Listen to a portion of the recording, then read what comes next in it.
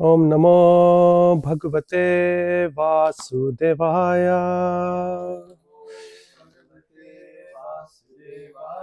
Om Namo Bhagavate Vasudevaya. Om Namo Bhagavate Vasudevaya.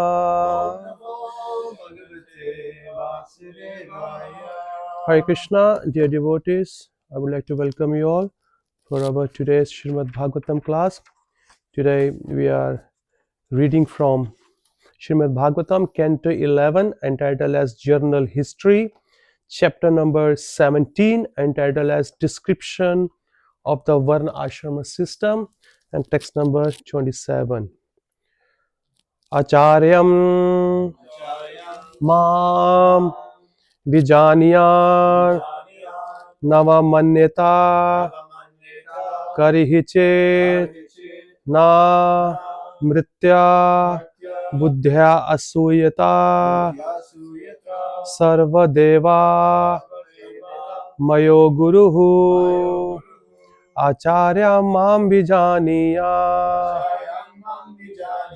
Navamanyata Karihi Namritya Badhuya Asuyate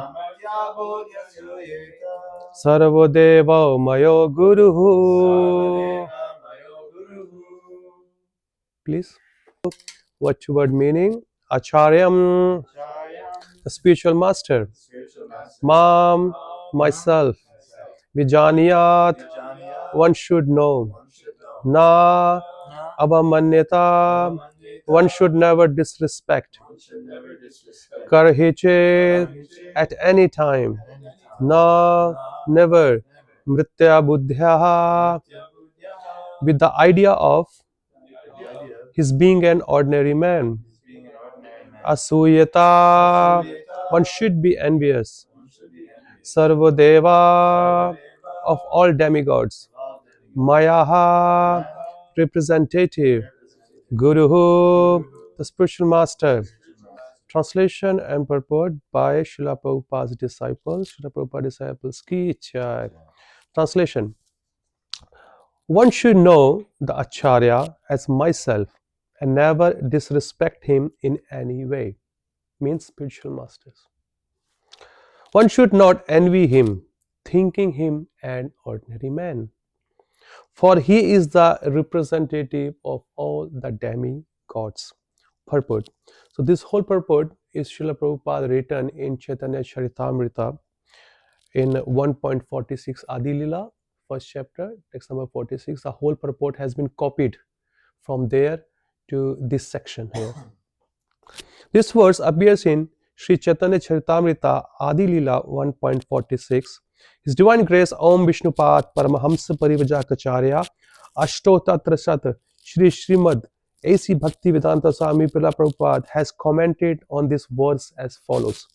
This is a verse from Srimad Bhagavatam 11.17.27, which is today's verse, spoken by Lord Krishna when he was questioned by Uddhava regarding the four social and spiritual orders of society. He was specifically instructing how a brahmachari should behave under the care of a spiritual master. A spiritual master is not an enjoyer of facilities offered by his disciples. He is like a parent. Without the attentive service of his parents, a child cannot grow to manhood. Similarly, without the care of the spiritual master, one cannot rise to the plane of transcendental service. The spiritual master is also called Acharya, or a transcendental professor of spiritual science. Manu Samhita 2.140 explains the duties of an Acharya, describing that a bona fide spiritual master accepts charge of disciples, teaches them the Vedic knowledge with all its intricacies, and gives them their second birth. The ceremony performed to initiate a disciple into the study of spiritual science is called Upaniti, or the function that brings one nearer to the spiritual master.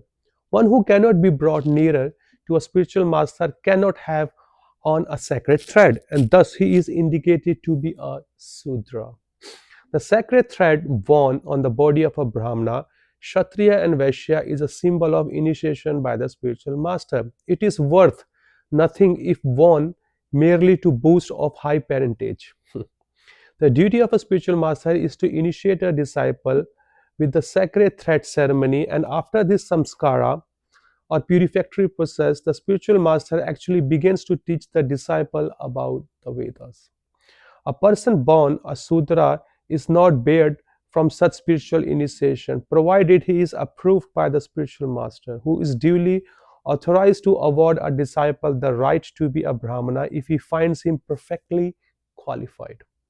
In the Vayu Purana, an Acharya is defined as one who knows the import of all the Vedic literatures, explains the purpose of the Vedas, abides by their rules and regulations, and teaches his disciple to act in the same way. Only out of his immense compassion does the personality of Godhead reveal himself as the spiritual master. Very important to note down. Therefore, in the dealings of an acharya, there is no activities but those of transcendental loving service to the Lord. He is the supreme personality of Sarvator Godhead. It is worthwhile to take shelter of such a steady devotee, who is called Ashraya Vigraha.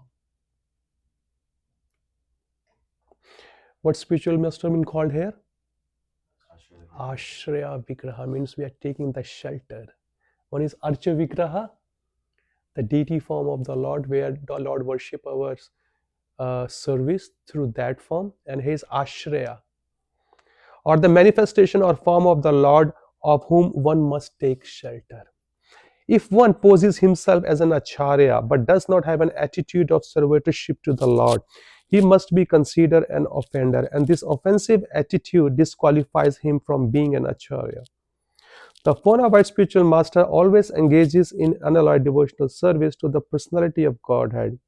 By this test, he is known to be a direct manifestation of the Lord and a genuine representative of Sri Nityananda Prabhu. Such a spiritual master is known as Acharya Deva. Influenced by an envious temperament and dissatisfied because of an attitude of sense gratification, mundaners criticize a real Acharya.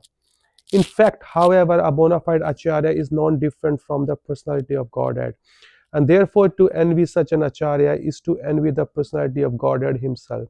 This will produce an effect subversive to transcendental realization. As mentioned previously, a disciple should always respect the spiritual master as a manifestation of Sri Krishna. But at the same time, one should always remember the spiritual master is never authorized to imitate the transcendental pastimes of the Lord. False spiritual masters pose themselves as identical with Sri Krishna in every respect, to exploit the sentiments of their disciple, but such impersonalists can only mislead their disciples, for their ultimate aim is to become one with the Lord. This is against the principles of the devotional cult.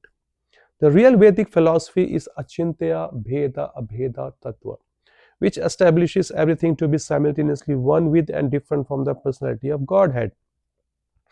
Srila Raghunath Das Goswami confirms that this is the real position of bona fide spiritual masters and says that one should always think of the spiritual master in terms of his intimate relationship with Mukunda, Sri Krishna. Srila Jiva Goswami in his Bhakti Sandharma 213 has clearly defined that a pure devotee's observation of the spiritual master and Lord Shiva as one with the personality of Godhead exists in terms of their being very dear to the Lord, not identical with him in all respects. Following in the footsteps of Srila Raghunatha Goswami and Srila Jiva Goswami, later Acharyas like Srila Vishwanatha Chakravarti Thakur have confirmed the same truth. In his prayer to the spiritual master, Srila Vishwanatha Chakravarti Thakur confirms that all the revealed scriptures accept the spiritual master to be identical with the personality of Godhead because he is very dear and confidential servant of the Lord. Gaudiya Vaishnava therefore worship Srila Gurudev, the spiritual master, in the light of his being the servitor of the personality of Godhead. In all the ancient literatures of devotional service and in the more recent songs of Srila Narottam Das Thakur, Srila Bhaktivinoda Thakur and other unalloyed Vaishnavas, the spiritual master is always considered to be either one of the confidential associates of Srimati Radharani or manifested representation of Srila Nityananda Prabhu. ओम अज्ञानातिमिरन्दस्य ज्ञानञ्जनाशलाकया चक्षुन्मिलितं येन तस्मै श्रीगुरुवे नमः। श्रीचैतन्यमनोभीष्टं स्थापितं येन भूतले स्वयं रूपा कदा मह्यं ददाति स्वापदान्तिकं। हे कृष्ण करुणा सिन्धो दीनबन्धो जगत्पते गोपिशा गोपिका कान्ता राधा कान्ता नमस्तुते। तप्त कांचना गौरांगी राधे वृंदावनेश्वरी विश्वभानुसुते देवी प्रणमामि हरिप्रिये। नमो विष्णुपदाय कृष्णापृष्ठाय भूतले श्रीमते भक्ति वेदांता स्वामिनिति नामिने। नमस्ते सारस्वते देवे गौरवाणी प्रचारिणे निर्विशेषा शून्यवादी पश्चाते देशतारिणे। जय श्री कृष्ण चैतन्य प्रभु नित्यानंदा श्री अद्वैता गदाधारा शिवासादि गौर भक्त वृंदा। हरे कृष्णा कृष्णा कृष्णा हरे हरे हरे राम राम राम हरे हरे। नमो विष्णुपदाय कृष्णापृष्ठाय भूतले श्रीमते कदम कानन स्वामी नामिने। So, dear devotees, such a powerful message directly from Lord Shri Krishna. As Srila Prabhupada writes here, that when this is actually Uddhav Gita is going on, and Uddhav ji, he is asking many more questions because Lord is about to depart from this world. And then one of the powerful message Lord is giving, that many other sampradayas or other spiritual institutions, they emphasize or they amplifies that why do you need a guru, why do you need a spiritual master?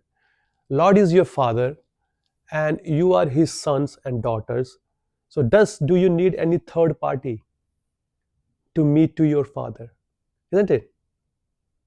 Like if you see, and they give so-called mundane logic also. Okay, like we have our Ram Prabhu here, he has a son Abhiram.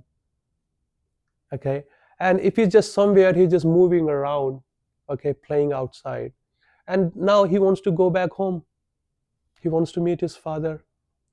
And does it really need any third party to teach him how to go to the father? But on a mundane platform it looks good, yes, because he knows his father. Actually not, because he's playing so much around in the world, he forgot his relationship. The Lord himself, who is the root cause of everything, sarva karan karanam, and vedascha sarver aham eva vedyo vedantakrit vedavit eva chaham. I am the compiler of the Veda, Vedas come from me, I know all the conclusion of the Vedas. And the Lord himself is saying, so who are we and who are anybody else to misinterpret the knowledge of the Vedic scriptures? So here Lord directly is saying, Acharyam Mam Vijaniya. You always consider spiritual master as my direct manifestation. Krishna in the form of Paramatma, he work as a Chaitya Guru in the heart. Okay, when this same Chaitya Guru, he comes as a representative, or he manifests his further expansion, it comes as a bona fide spiritual master.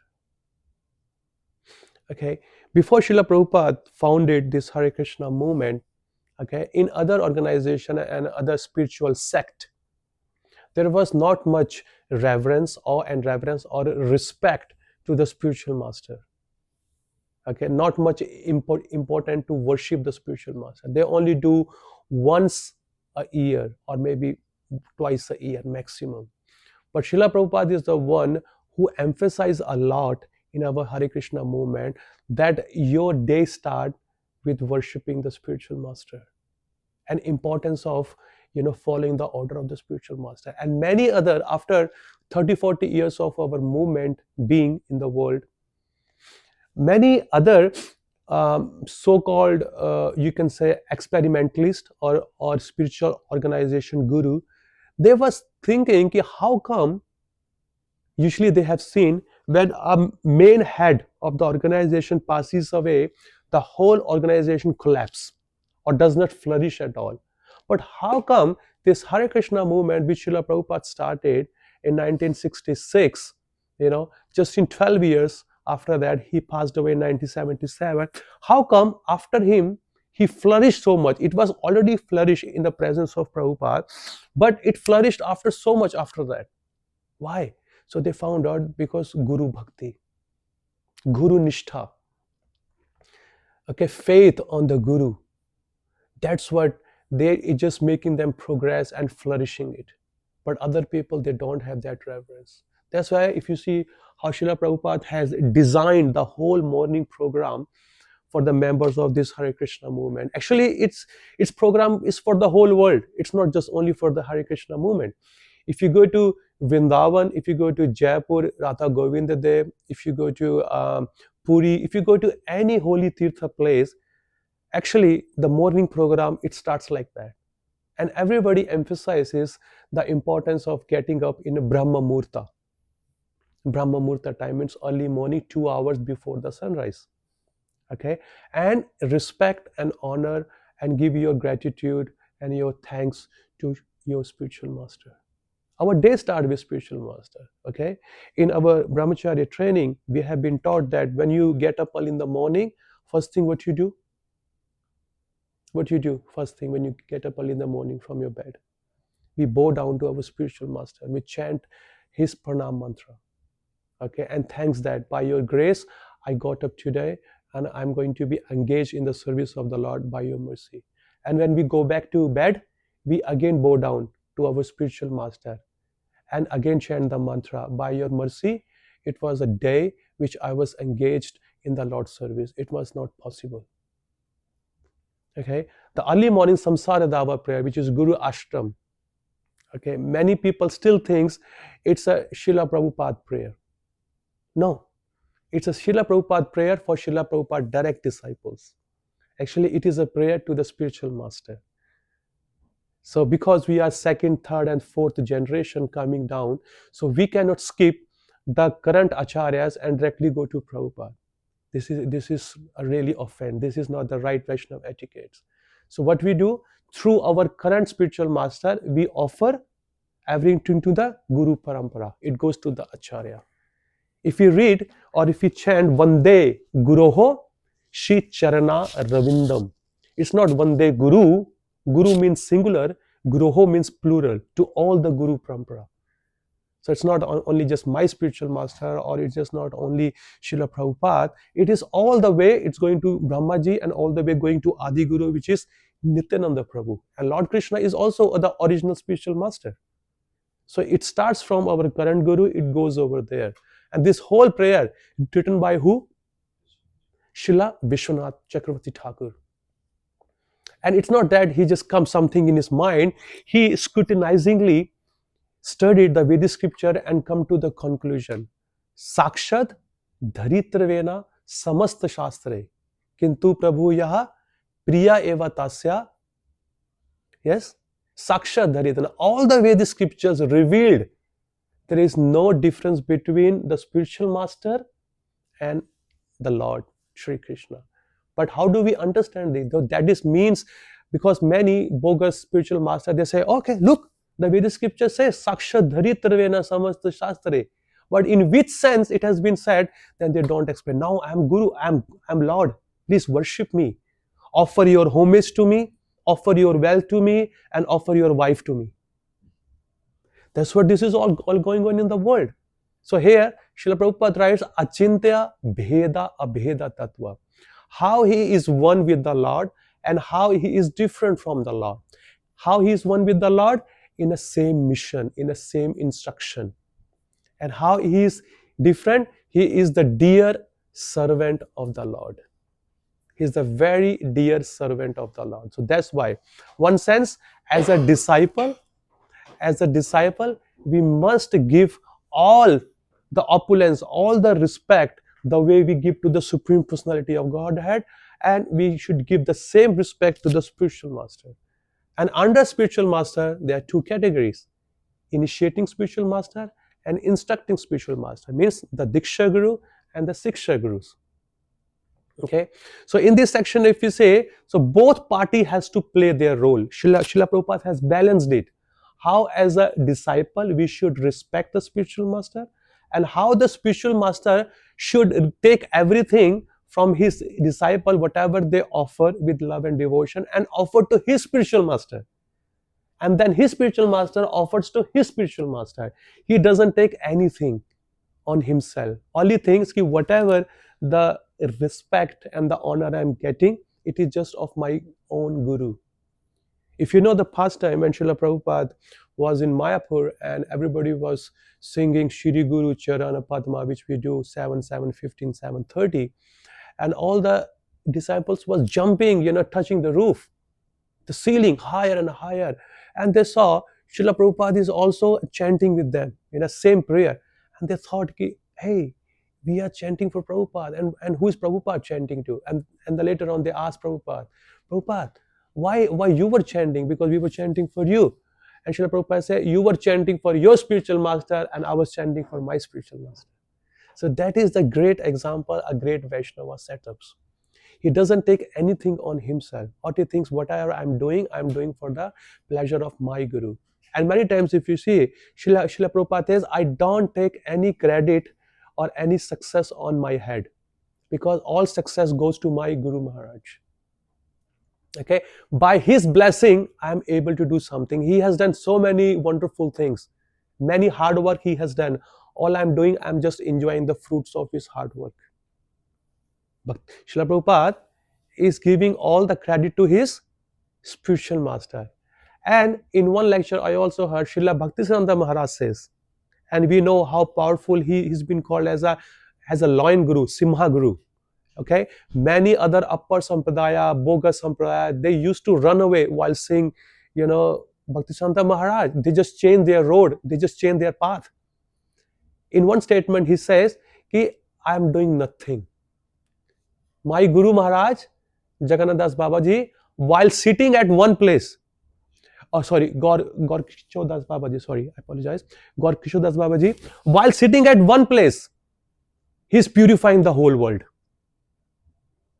I mean, chanting Hare Krishna is such an important, it's such an important work, okay, and it gives so much benefit to the society, we take it very lightly. The dharma of this Kali Yuga is a Harinam Sankirtan. He said, my Guru Maharaj, Gaur Kishore Das Babaji, is sitting at one place, he's purifying the world. And here Bhaktisiddhanta Maharaj is saying, I'm doing nothing, all work is done by my Guru Maharaj. And many times he also said, my Guru Maharaj has sent all you Americans and Americans, boys and girls, he has sent you to assist me. I thank you all very much. He doesn't take anything on me. But that doesn't mean that we should disrespect and say, Prabhupada, you are no one and we can go above you. No, they know the importance of the current Acharya. So how important is from our side as a disciple, and how important it will be when maybe in the future we will play a role of Diksha Guru or Siksha Guru. So we should not take all the credit on us and become puffed up and become fall down. It's very important. And more important thing is there, Lord is saying, don't think him as an ordinary man, because we are students. Okay, we are in a learning state and we are his servant. So does servant, anywhere he is authorized to throw any loose comment on their spiritual master? Does he have any qualification to judge, to check the quality of his spiritual master's spiritual level?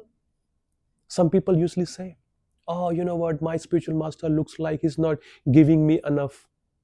It looks like he's, Kanishta level. He looks like he's like this, he's like that. I was in one temple, somewhere, and this one Prabhu came to me and he said, Prabhu, I just want to talk to you. I said, what happened, Prabhu?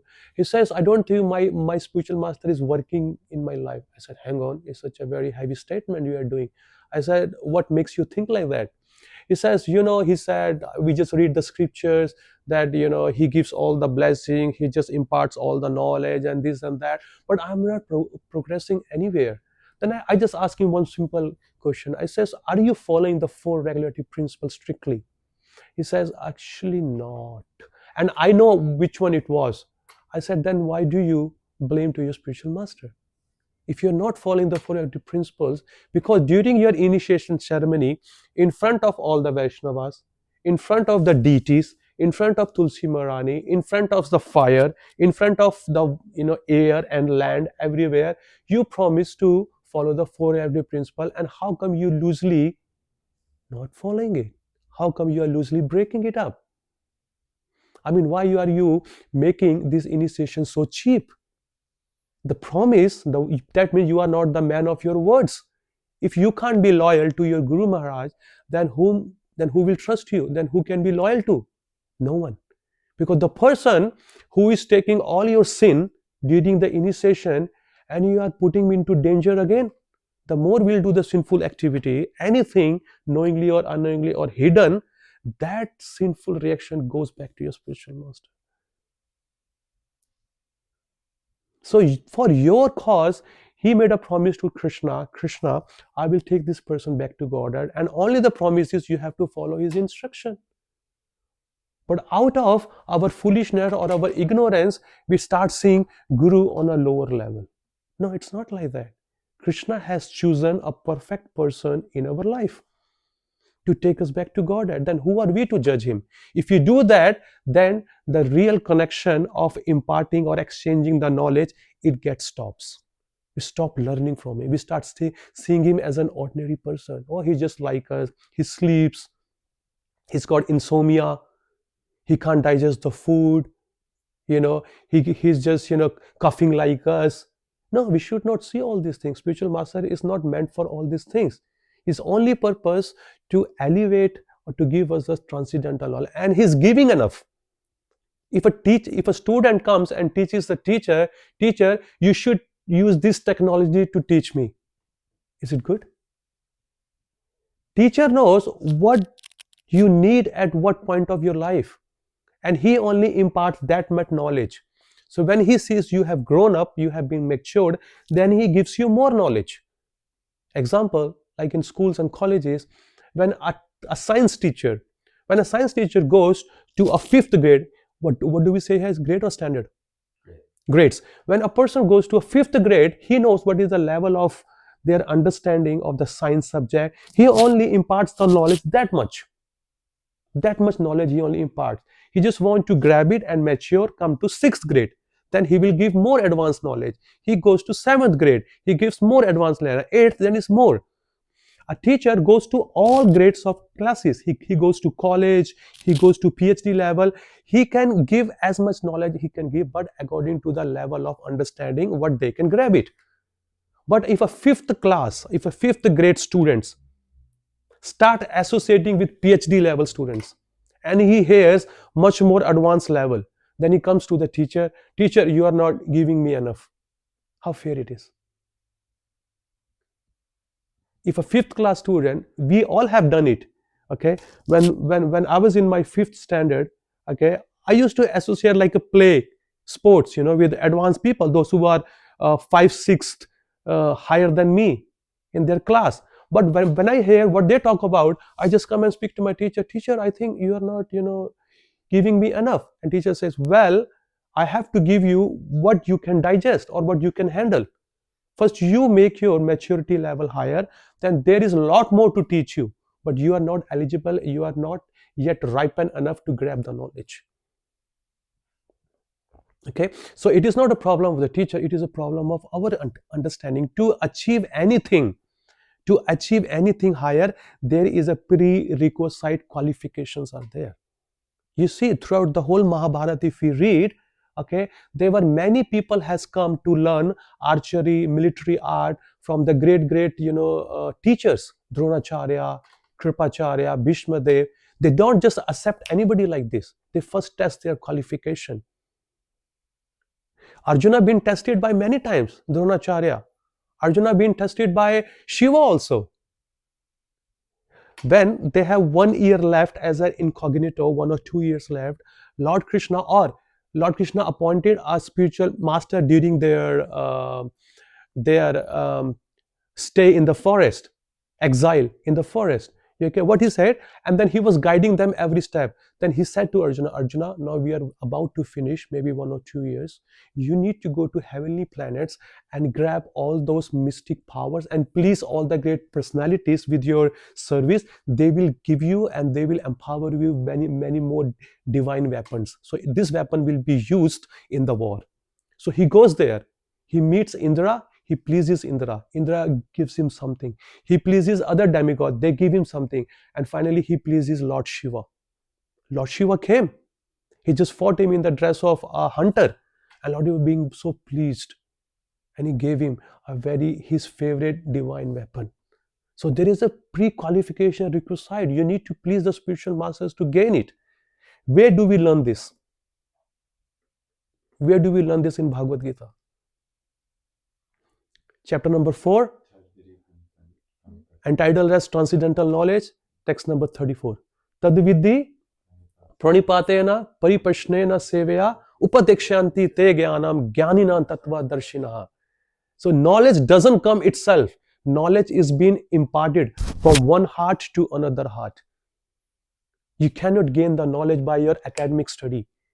That's why Srila Prabhupada always says that do not try to read as many as books just to put your impress in the world. You are a very scholarly person. No, sometimes too much knowledge can harm you also. If you read more than your capacity, everything's required a qualification. If a person is already struggling with kama, krodha, lobha, moha, matsarya, and he's trying to read those exotic, pastimes of the Lord by Rupa Goswami, Raghunatha Goswami, he will be finished. I have seen it over the period of time as my journey in our Hare Krishna movement. I have been to many temples there and I've seen some new bhaktas. They have just been here. Okay, maybe a 6 months old or a 1 year old or 2 years old, maybe 5-6 year old. They hardly finished any Srila Prabhupada books. Okay, and they start jumping to other acharyas. See, it's not that we should not read it. We should read it. Srila Prabhupada, why Goswamis has written books? To read it. But to read those books, you need some certain qualification. You need to make sure your ABCD, your foundations are clear. Your fundas are clear. So you can approach those pastimes. Okay, hardly they have finished any book of Srila Prabhupada and they approach themselves and they end up into leaving the movement. They read Raghunath Das Goswami is only eating half spoon of honey whole day. So they start copying that one. And they fell sick and they're just whole day lying in the room, doing nothing, no service at all. If it's so cold here, 18 degrees Celsius cold is there, they're just wearing simple chadar and there's no shoes.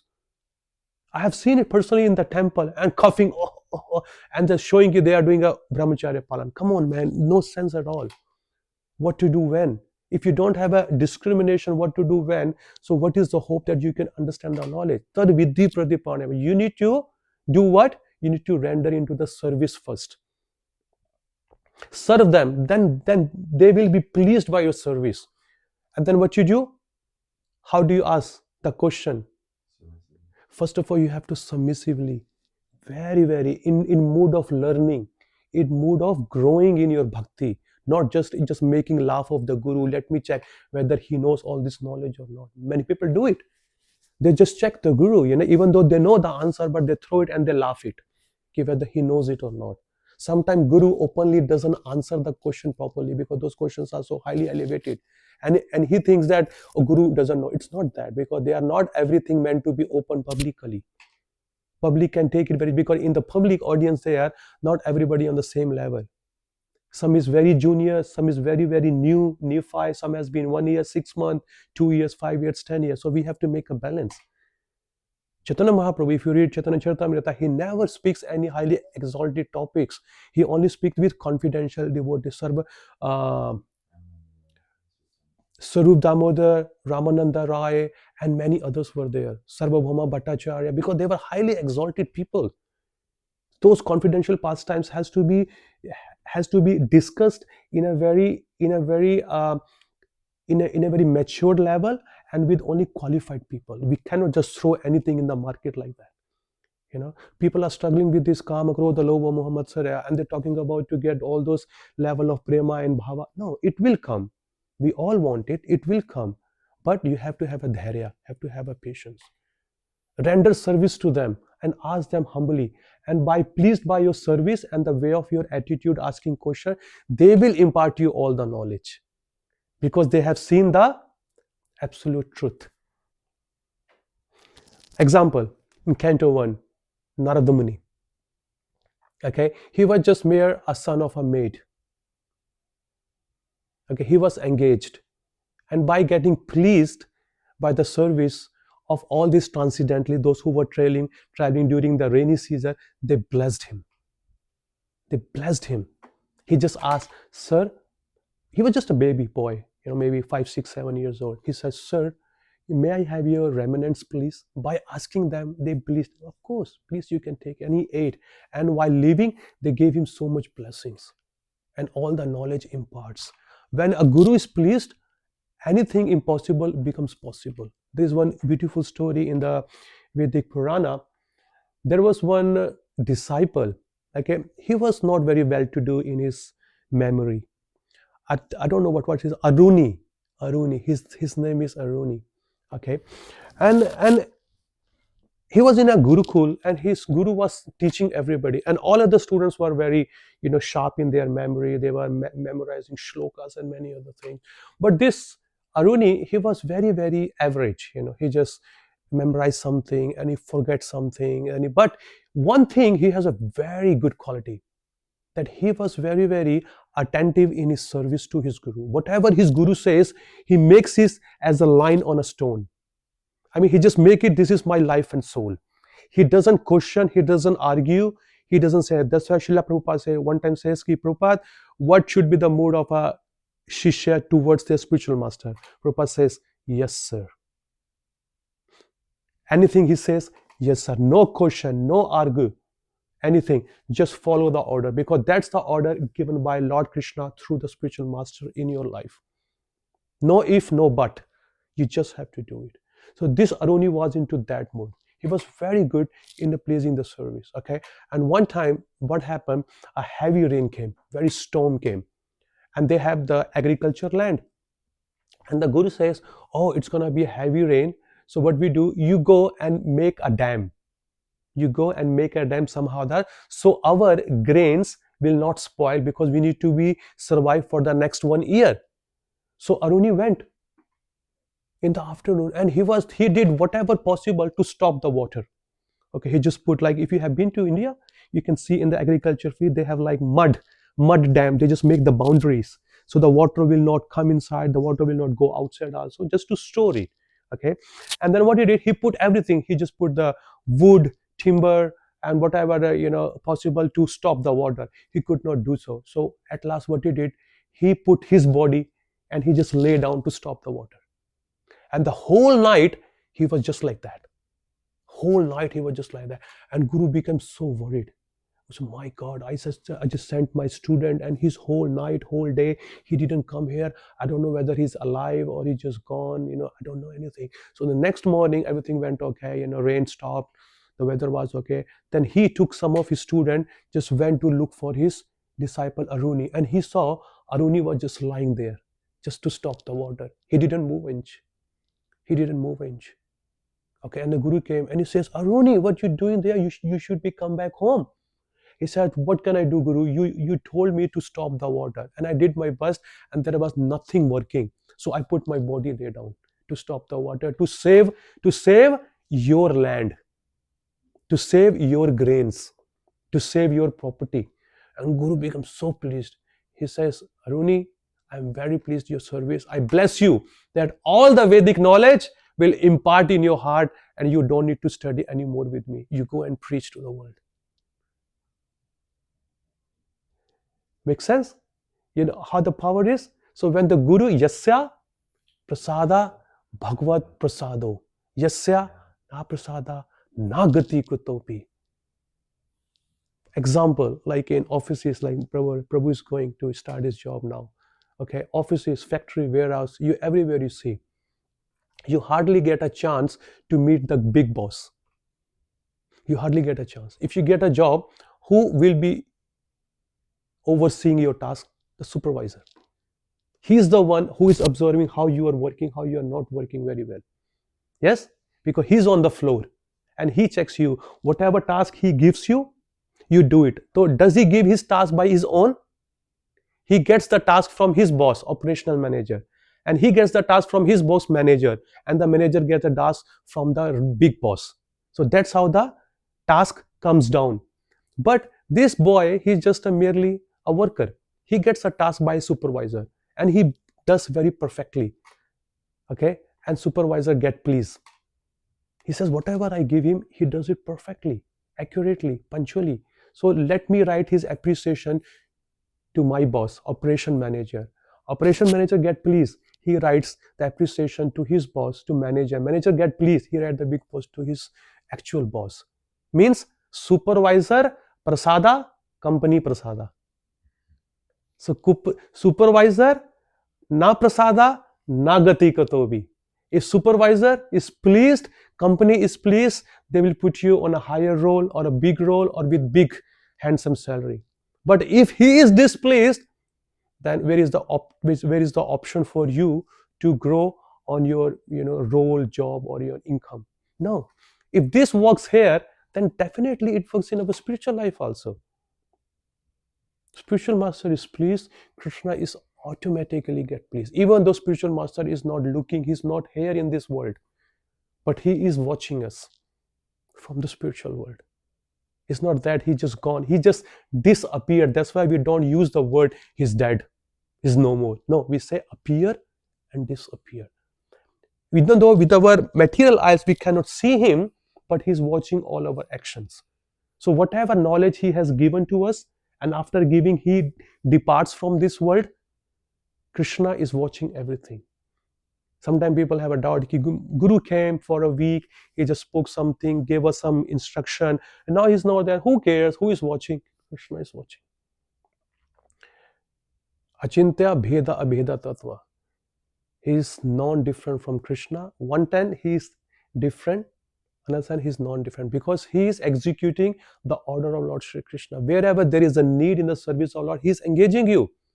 Shri Vigraha Radha Nityanana Shingaratan Mandir Majnado Yuktasya Bhaktam Sachanu Vande Guruho Shri Charana Ravindam. He engages all his disciples in the deity worship or in many other services. If you see, the whole prayer is such a wonderful. And even the morning prayer, even the Guru Puja, which we do to Srila Prabhupada. Prema Bhakti jaha hote avidya vinasha jate. Avidya will only go when there's prema bhakti. And how the prema bhakti will come? What is the first stanza of that prayer? Shri Guru Charana Padma Kevala Bhakati Sadma. Keval means what? Only. There is nowhere you can get the bhakti. The bhakti is there at the lotus feet of Guru. Guru Padma Kevala Shri Guru Charana Padma. The Guru's feet are like lotus feet. The lotus feet of our spiritual master, the only way which can desire, So we can offer our respects to him. And Bando Muhi Savadhana. What do you mean by Savadhana? Savadhan. Be careful. Attention, danger. Savadhan means attention. Be careful. If your boy is there, he's just going to touch something, say, hey, be careful. Savadhan. That's the Sanskrit one, means be careful. Attention. So Savadhan means danger. Savadhan means also we prefer to danger, and Savadhan is also means fragile. So Guru's lotus feet and his instructions are very fragile. It has to behold it very, very nicely. Very, very nicely.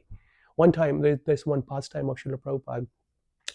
One of the disciple came and said to Srila Prabhupada, Srila Prabhupada, that is not fair that you give all your blessings to Tamal Krishna. I mean, that time, Maharaj was not Maharaj, he was a householder. Then he says, you give everything to Tamal Krishna. That is not fair. Prabhupada said, why do you think like that? I said, we can see it. Prabhupada says, no, this is not right. My mercy goes to everybody. But he is intelligent enough to grab it. Whatever I ask him to do, he immediately does it without any fail, without any second thought. That's why he's very successful. You can see any, either in our Hare Krishna movement or either in the history of Srimad Bhagavata, who have strictly followed the order of their spiritual master, success is not very far. And nobody can touch that person at all. And the person who has disobeyed the order, there's so many examples are also there. A person loses all his name, fame, his life, duration of his life, everything he just loses. Who is that person in Srimad Bhagavatam? Indra. One time Indra was on his elephant Eravat, and suddenly his spiritual master came Praspati. It was Praspati or Daksha, I don't know, Bhrigu. It was Praspati who came. And he just wanted to give the lords, which he went to Vaikuntha. He got the garland and he wanted to give to his disciple. But he was so puffed up in his position, and for my any means, it is just a pastime of the Lord to give a lesson to all of us. He offered it to Indra. And what Indra did, he just put it on an elephant head. And immediately he's just an animal. What an animal will do with the flower? He has no sense. He just took it, put it on the floor, and started to break, with his feet. And that's his, became so angry. He didn't say anything. He just went away. And after a few moments, he realized, oh my God, such a great offense. And that was known to Shukracharya. As soon as you disobey the order and the guru is displeased, your countdown has begun. Means you are ready to be destroyed by anybody. And then all they attacked on Indra, and he lost all his kingdom, all his opulence, everything, name, fame, power, money, everybody, he just lost it. There are many incidences are there. Only with the power of Guru, you can win anything. In Canto 8, Bali Maharaj, he's a demon, but he's a Guru also. Okay, Shukracharya is a Guru. He got blessed by Shukracharya. He says, go and march, you will win. And he won. He just won. So Guru is very important. It could be a spiritual Guru or it could be a material Guru. If you see any sports person, any success, any business, without the Guru, it's not possible. I don't know if you know it or not. Prabhu is from India only. Sachin Tendulkar, yeah? Sachin Tendulkar. Okay. A famous cricketer in India or in the world. Okay. And one time, I think it's 15 to 20 years back, maybe 25 years back, I heard one of the interview of his brother, his elder brother. Okay. The journalist asked him, sir, why Sachin Tendulkar is so famous? Why is he so successful? Then his brother says, Sachin Tendulkar knows every shot, how to hit the ball in match. Okay, he is at the moment on number 1 rank. He's very popular, he's very rich, he's got everything, whatever he needs it. But still, today's date, he goes to his teacher to learn. He still goes on time, early in the morning, to do net practice in front of his guru. That's why he's successful. If you know any famous tennis player, any famous swimmer, anybody you know it, you just go, what is a success? Okay, and they will tell you they're still going to their teacher, to their coach to learn with the same learning mind. It's not that, coach, look, I have got hundreds of medals. How many do you have? You didn't even reach the international competition. Even I have reached to and I have more than you, so I don't need to learn from you. No, this is a very bad attitude. If you see anybody, it's a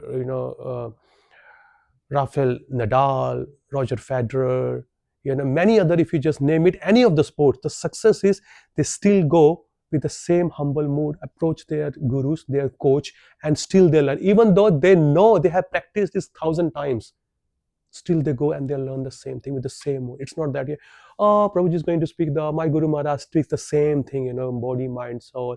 Okay, you new people sit there, I'll go and just on my phone, on Facebook. I don't need to be sit because I'm his disciple. I know it. I know what is going to speak next. Whoa, such a heavy thing. to think like that. So that mentality means that person is ready to fall down, or he's already falling down. How much he will go? And too much familiarity with the guru is also, puts you into offenses. Guru has to be respected from very, very distant. Even though he thinks we are his friend and he jokes with us, he say something like other people do it just to make us comfortable. That does not mean we have to do the same thing with him.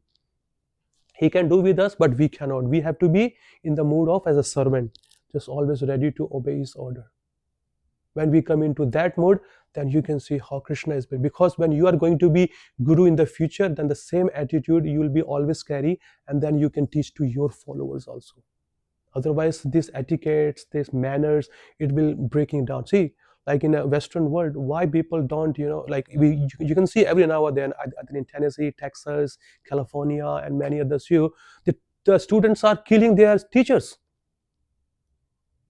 just because teachers has chastised the student for his own mistake, and teacher in a position to correct that person, he has a duty, he has a right to chastise the student, and student can't handle, oh, you chastise in front of my friends, you chastise me in front of my girlfriend or boyfriend, you finish. They go next day, get the gun, boom, shoot the teacher.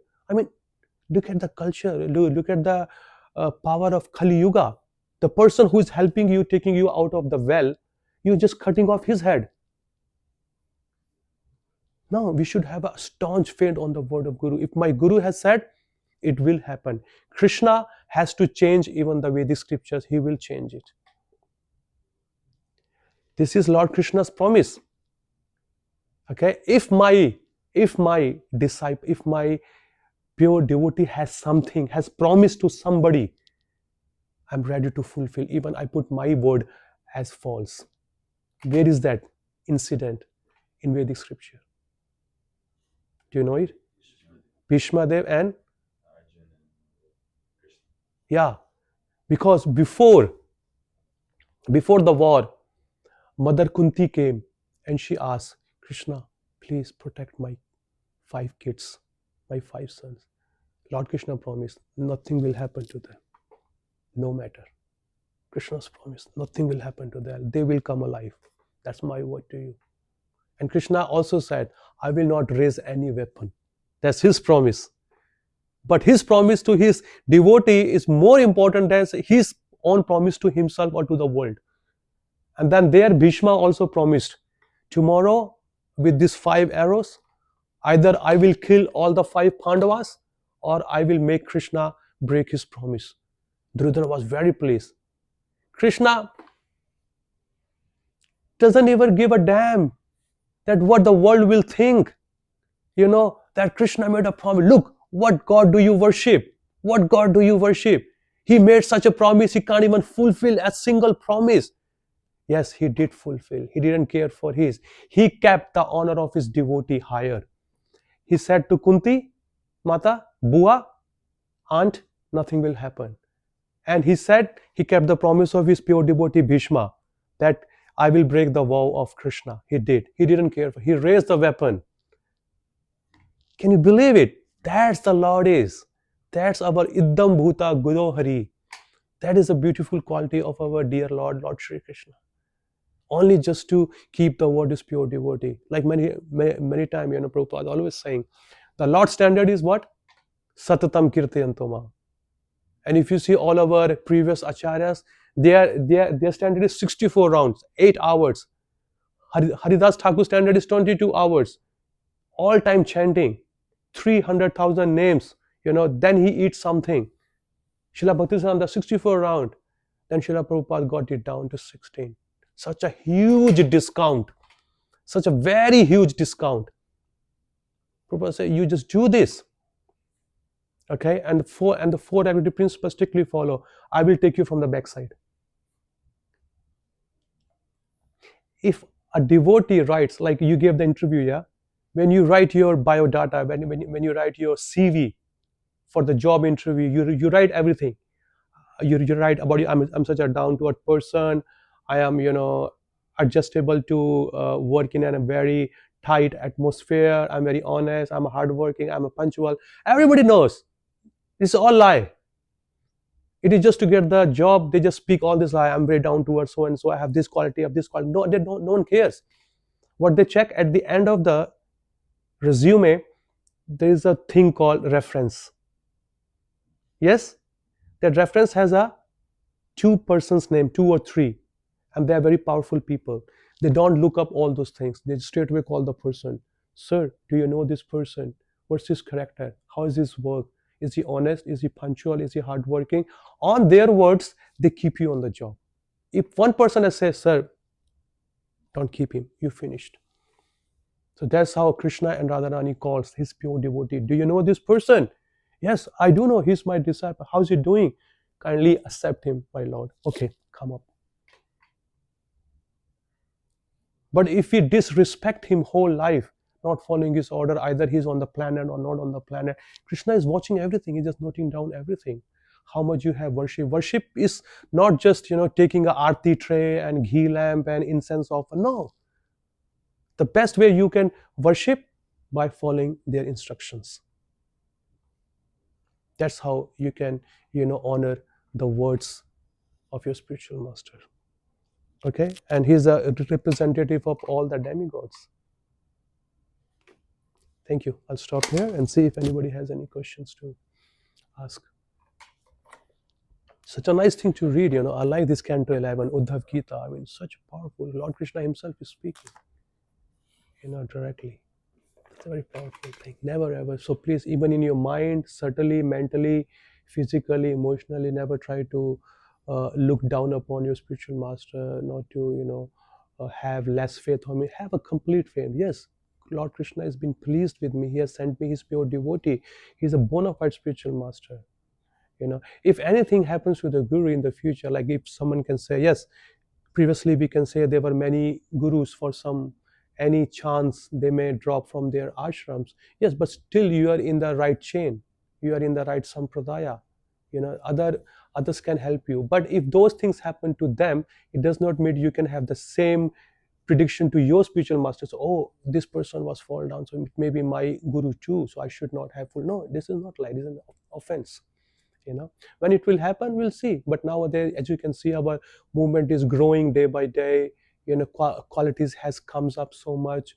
So the people are working. People do fall, more than that. How many times a day we do fall down in our consciousness? All time. So we cannot just point out on others. Just let's do your own, we say mind your own business. We should mind our own bhakti.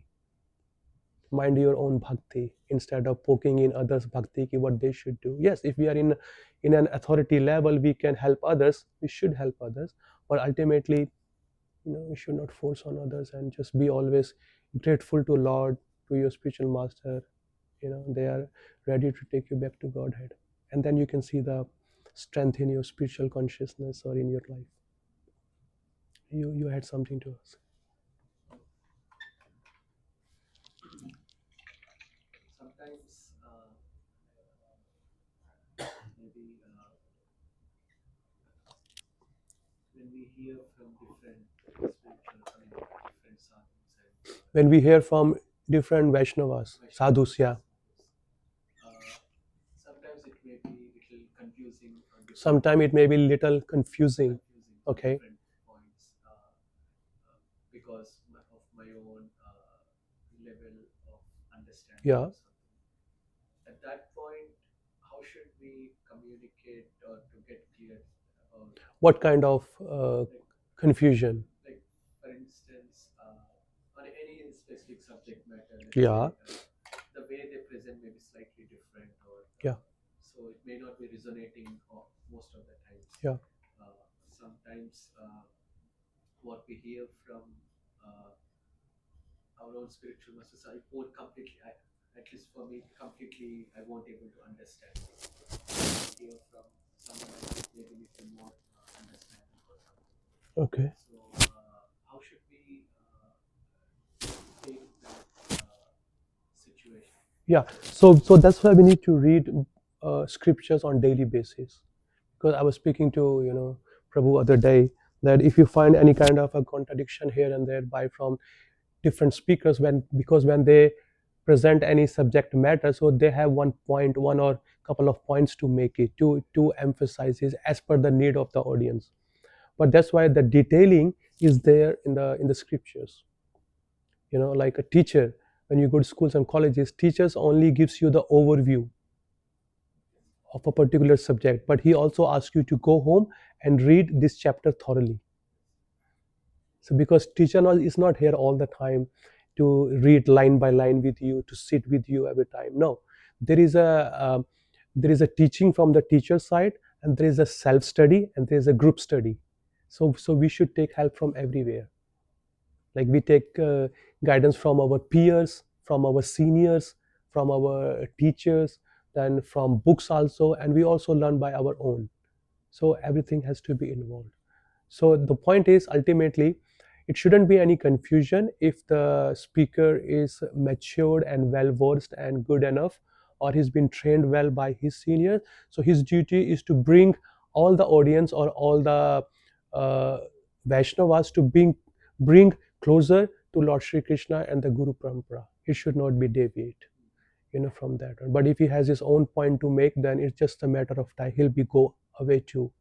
So that's why sitting on a Vyasasana is a very heavy responsibility and a very heavy duty. So we should not allow anybody just to come and sit and speak whatever they want to speak.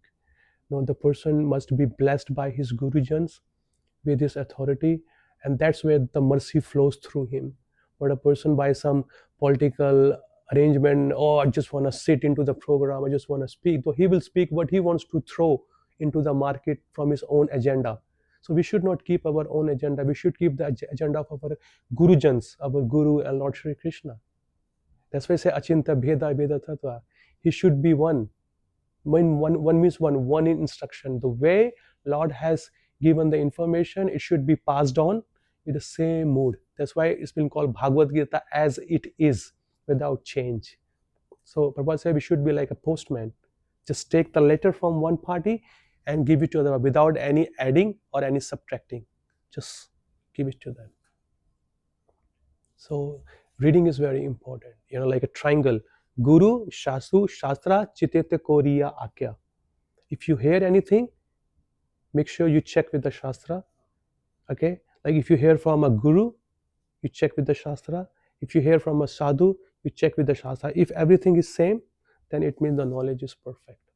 But ultimately, among the guru and among the sadhu, the shastra is the topmost, because guru will only also speak from the shastra, and sadhu will also speak for the shastra.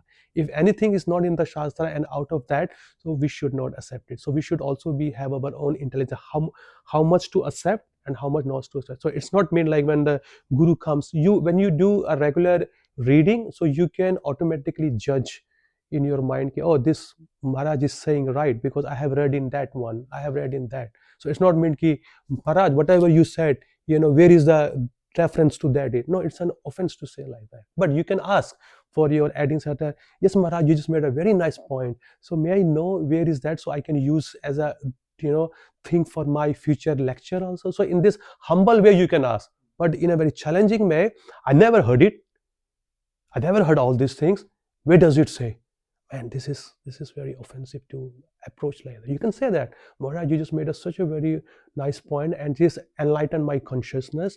May I know where I can get more information about this statement? So he will tell you, go to Jaiva Dharma, go to here, go to there, and you can just read out from there. So it's a nice way to approach everything. Please. So we see our local Guru Parampara on the altar. Yeah.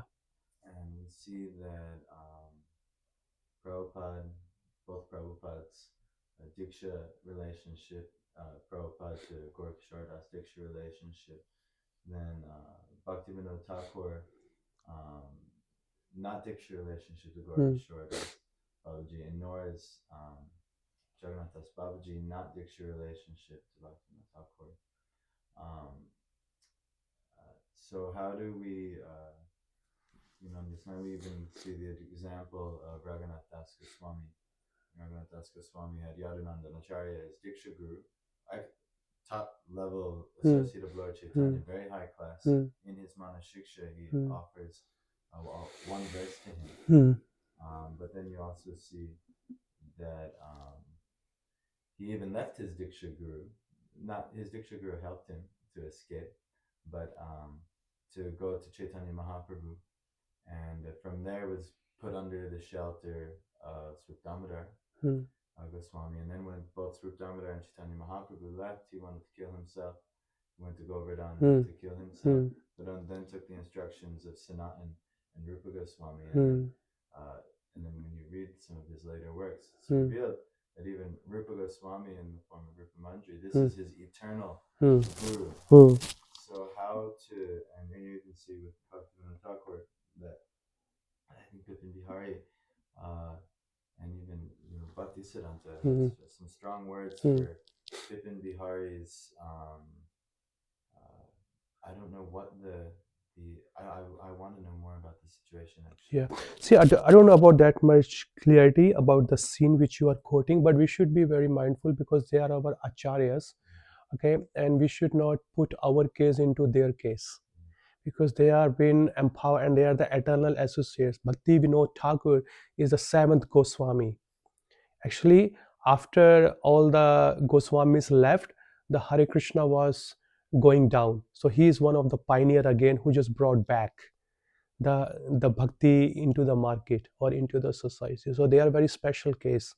Okay, so but it is not happening in our case. We have so many exalted um, Siksha Guru, Diksha Guru. Even your Diksha Guru can be your Siksha Guru, and many of us are like that. It's not that when we see in those times, initiating spiritual master is there, then he asks you to take initiation or from teachings from this acharya. So they are the special instruction is there, okay, and say okay, you go there, you go there, you go there, you go there. Otherwise, if you see the 11th canto here, was the avadut brahmana, he just say I have 24 gurus.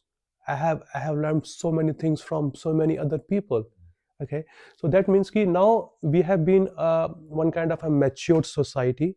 We have proper systematic study matter, MIHE, VIHE, so many exams are there, so many courses are there, so many teachers are there, and they're showing you so many angles how to see the subject matter. So we need to stick to our guideline instead of going, other organization just to ask their help, because Chaitanya Mahaprabhu, he was saying to Venkata Bhatt, if you know that pastime over there, if the person who is not honest or does not respect to his swami, so what does it call him? A prostitute. Okay, like a wife, she got a husband. Okay, after some time, 4 5 6 10 years, she looks for another man also. Okay, oh, he's very handsome, he's very rich, he's very healthy, he's very popular. I should go and just ask and talk to him and take guidance from him just to be intimate with him. No, there could be many husbands, there could be many men outside that, but Lord has blessed her with the one man. So she should to serve that man and stick to him only. Okay, otherwise, that's why Guru Krishna has blessed us with one bona fide spiritual master. So we should only serve him. Otherwise, there are so many masters are there outside. Another example is also there in Srimad Bhagavatam or in CC also. Srila Prabhupada writes about a dog. That same Avadhuta Brahmana, he was just talking about that I have my 11 gurus. He takes the lesson from a dog. A dog is very loyal. He's been known for his loyalty to his master. Prabhupada, I mean, Prabhupada, Shishya, they writes it from the scripture, seeing that a dog, if his master doesn't feed him, he doesn't leave the house. He doesn't, even the next door neighbors say, come, come, come, I will give you more bread, more milk, more this and that. He just give you only dry chapati. He just give you half cup of milk. I'll give you full gallons over there.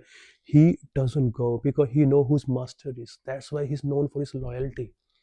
He doesn't leave the place because he got the master. He stick with the master, and he says, "I learned this quality from a dog." So that's why our shishya should be like this. When we see YouTube channel, when we see Facebook channel, thank God that you asked me this question. I know some of our ISKCON members, some of my friends are also there. They move to Dham in Mayapur or here and there, and when they see some other babajis are speaking this and that, then they go, they hear and they come back. You know what? Our ISKCON is not doing enough. That Babaji is very nice.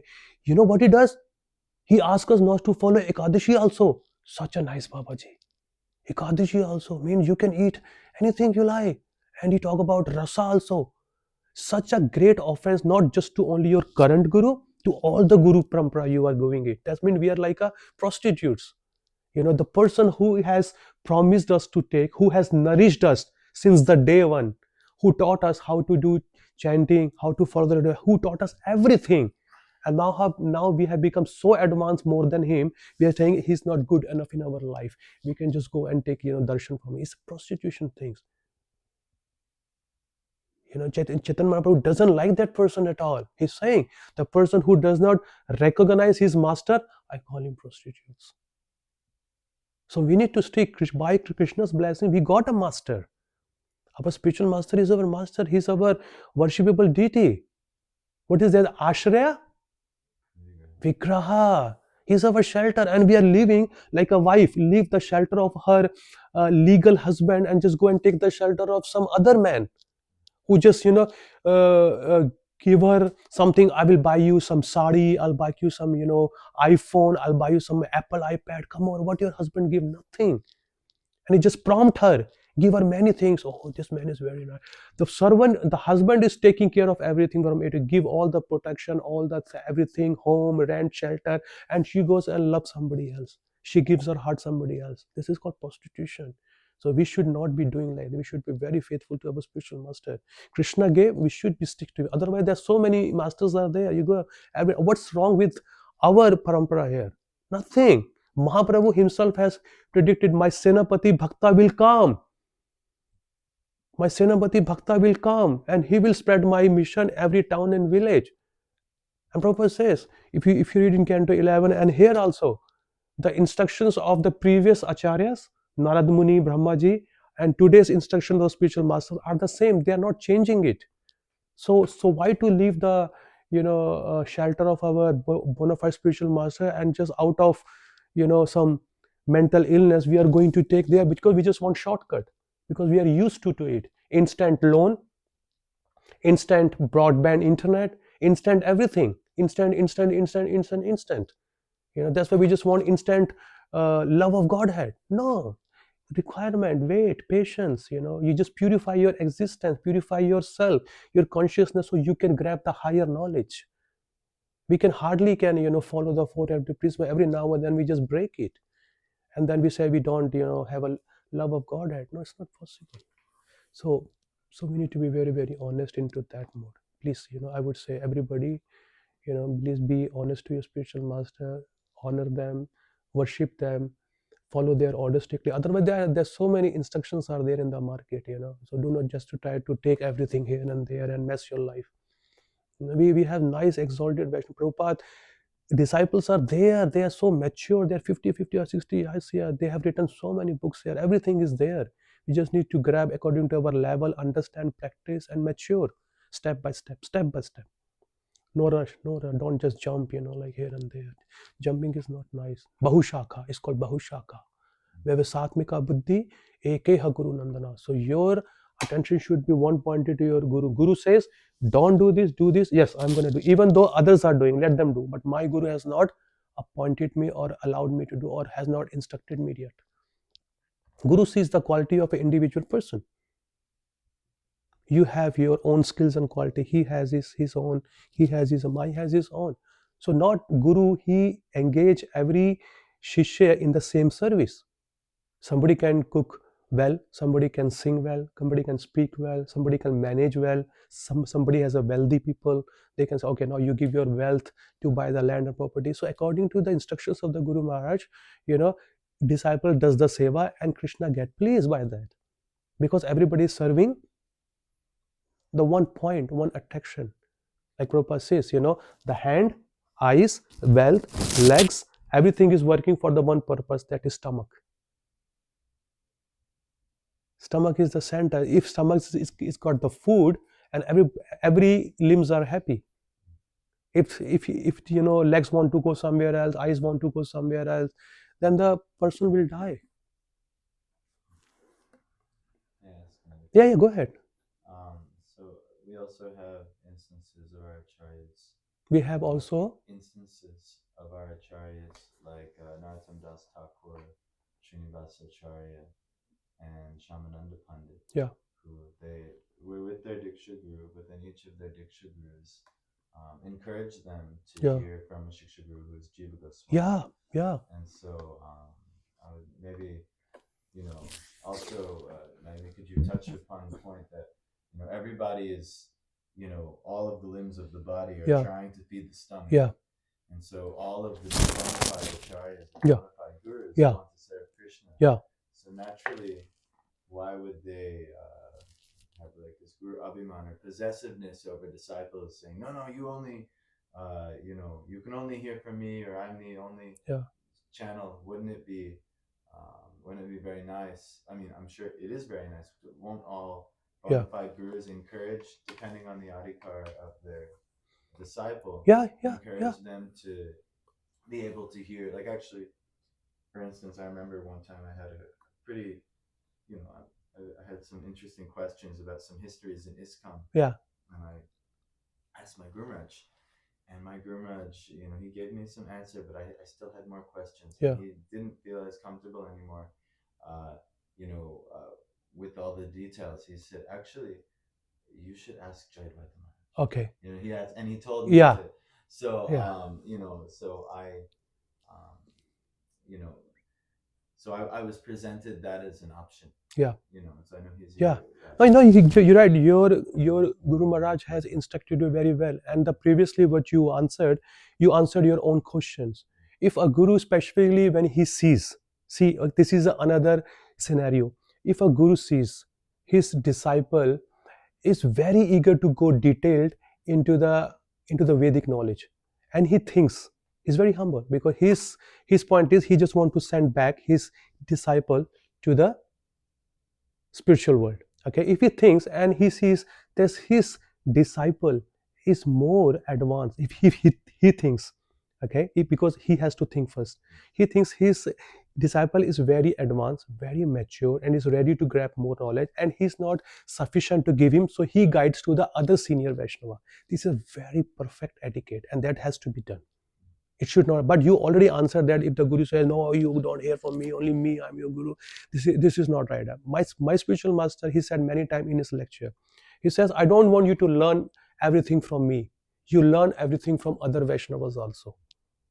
But somehow or other, when we take initiation from a particular guru, but sometimes we find our nature matches with other Vaishnava.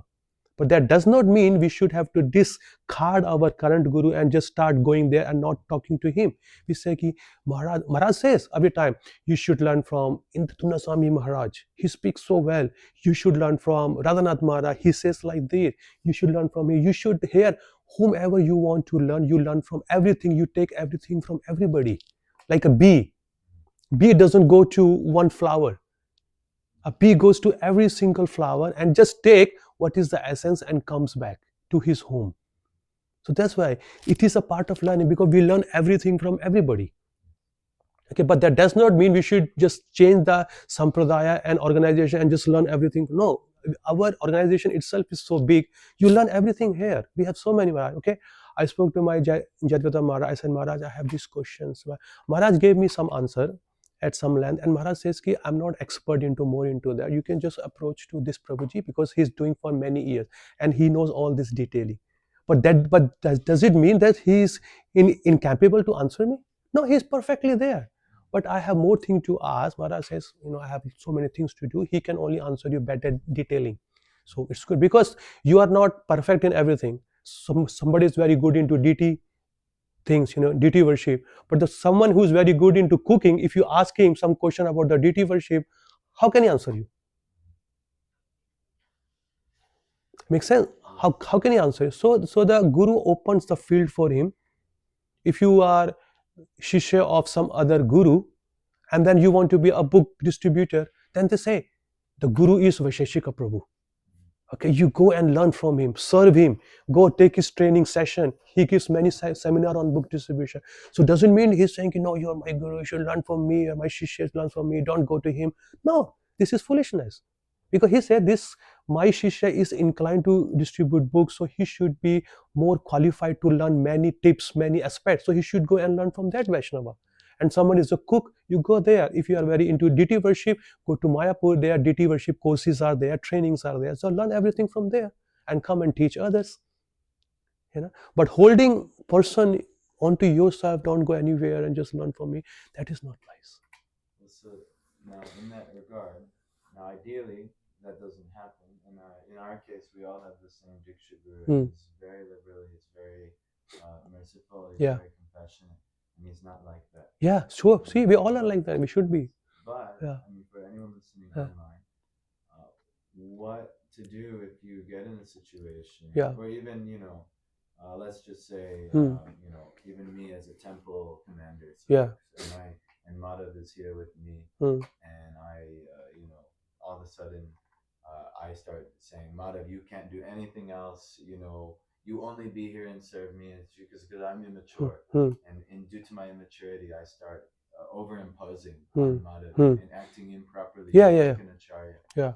So what would Madhav do in such a situation? Look, if he feels that it's been unfair with him, he should speak to some other Vaishnava, those who are senior to yourself and those who are senior to him, or to whom you respect a lot.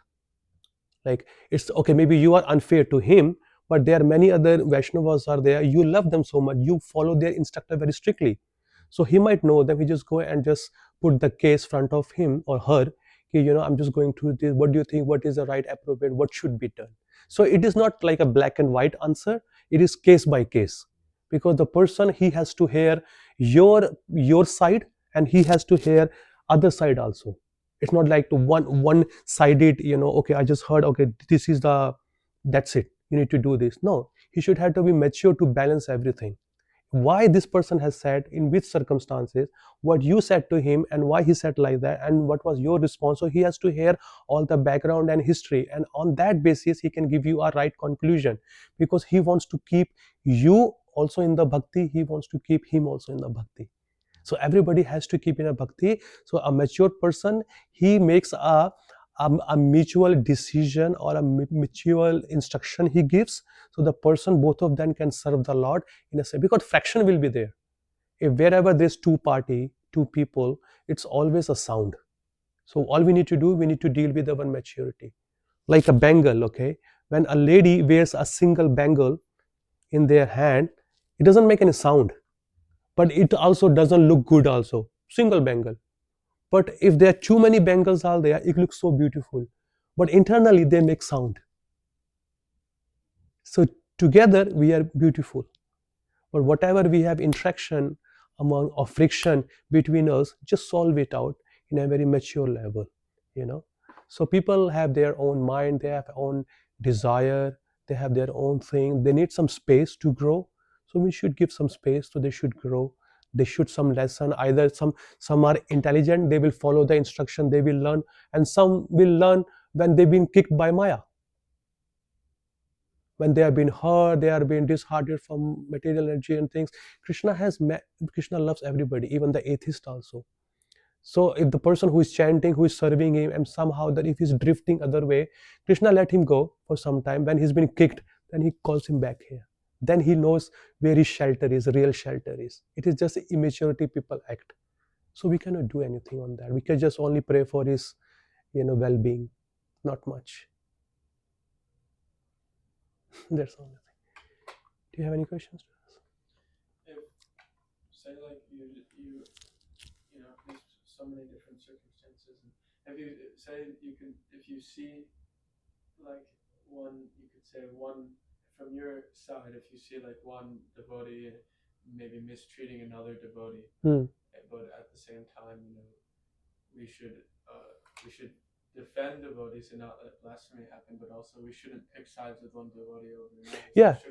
So should we ever speak up, or should we remain, No, let Krishna see, handle? see, you need to understand, if see, there are many angles to see, as you said. There are many angles to see one subject matter. If a person is yelling at me or is mistreating me, am I not being fair with him? Is it anything I'm not doing right to be staying in the ashram which triggers him to yell at me? What are those things? Okay. If something is fair, you can speak up. If something you know you are in fault, you should not do it. And the scriptures also say you should not do it. Your Guru Maharaj has said not to do it. Then why am I doing it? So I should take my humble position and felt sorry for that. It should not always I am right. No, we should see what is right and what is wrong, not who is right and who is wrong. Makes sense? And most of the time we'll find we are in fault because due to our uh, inappropriate behavior. If I am in the ashram, I should set up some standard. I should not do all those things which I meant to do it. I may do when I'll change my ashram. I may go live outside. So certain discounts are there. But if you're in the ashram, you need to standard, hold up the standard. Or if that thing, if the person is chastising me or something, then I should be very thankful to him that Krishna has put him into my charge. So this person is keeping an eye on me, make sure I'm on the right track. So I should be very thankful to him. But if I just cut his hand off, I don't need you, then there is no one to help you out. If you see in this material world, Western world especially, there's no one there. If you just go outside, rotten, eat whatever you want, you sleep on a street, no one cares you.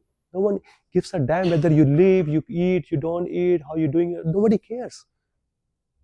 But a Vaishnava, he does care. Have you chanted your round? Have you slept well? Have you eaten well? Are you following the 400 principle? If you're going somewhere else, don't go, don't do. So they are our real well wishers. But due to our immaturity, we mistreat them. So chastisement from the seniors, as per as a case to case, is beneficial for us. It's not that they really hate us. Just think, they were not doing earlier. He was not doing earlier to me. But how suddenly he has started doing this to me? Am I doing anything wrong? Is it me because by seeing my behavior he changed his behavior? But why is he not like with everybody else? Why is only with me? We need to check ourselves. But if it's something or checking all the angles, yes, I'm not in a fault, then you just go to your other seniors and ask them what can be done in that and you can move to other and just be safe and practice your bhakti. What's the problem? But most of the cases, majority, we are in the fault because we don't like to be corrected. That is the blessing of the Vaishnava. It is not they don't like you. They love you and they don't want to see you fall into this material world again. So Prabhupada chastised so much. You just see it. There is not a single devotee of Prabhupada who said ki I was not been chastised. And they loved it. And that was the milestone for their bhakti. And that was their turning point for their bhakti. So we will not appreciate now, but over the period of years when we become mature, then we think, oh my God, he was my real well-wisher. He was chastising me always.